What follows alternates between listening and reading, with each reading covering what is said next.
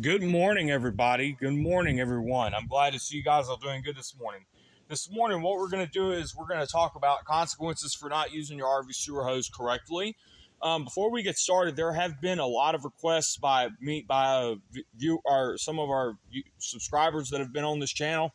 I have more than 20 subscribers, so please subscribe to my channel if you want to, okay? All right, so ladies and gentlemen, this is a sewer hose that allows you to expand and retract. This unit is basically a 15-foot kit. All right, so what we're going to do is we're going to go over what consequences we have when it comes to not using your sewer hose correctly or properly.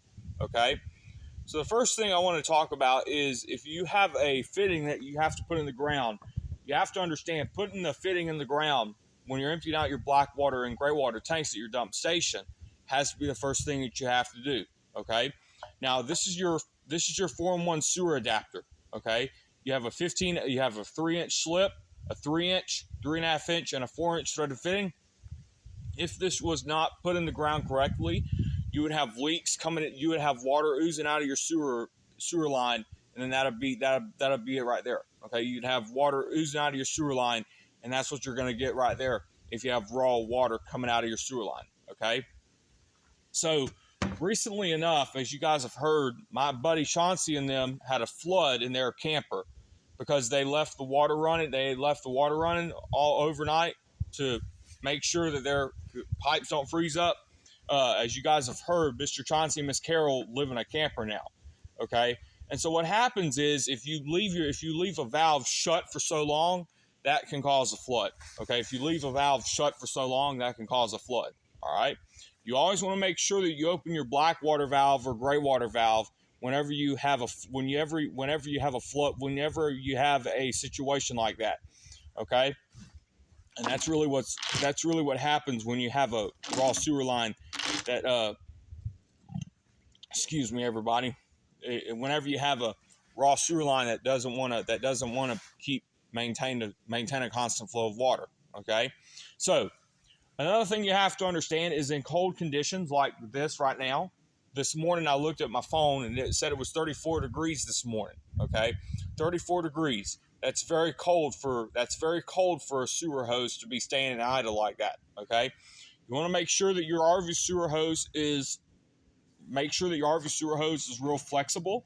You want to make sure that if it's not flexible, you want to make sure that you pick it up like this. You see right here. Make sure you pick it up like this.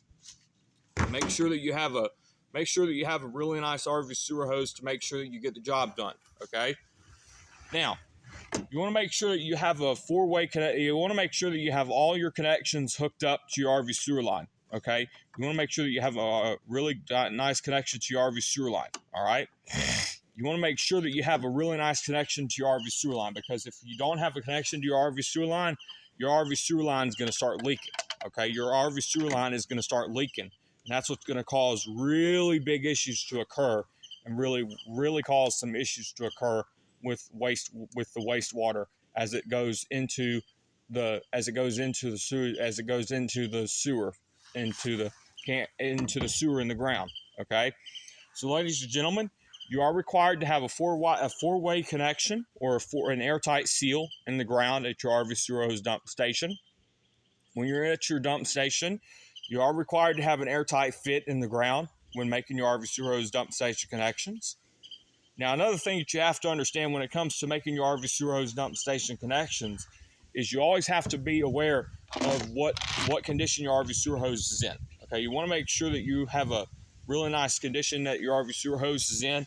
Like if you're in a hot condition or a cold condition, you want to make sure that all RV sewer hoses like this can be resistant to the cold and resistant to hot weather. Okay. Now, ladies and gentlemen, this sewer hose is UV resistant and puncture resistant. Most RV sewer hoses that are out there are prone to pinholes and leaks. Okay, like this. If you have a sewer hose that has a pinhole, you're going to have an issue with it. Okay, you're going to have issues with it. All right. Now, a sewer hose that has a pinhole and a leak, that's going to cause an issue. All right, that's going to cause you to lose control of your sewage. Okay, that's going to cause you to lose control of your sewage. That's going to create a really big amount of issues at your dump station. All right. So, ladies and gentlemen, that should do it for today's look on consequences for your RV sewer hoses not being used correctly. Have a great day.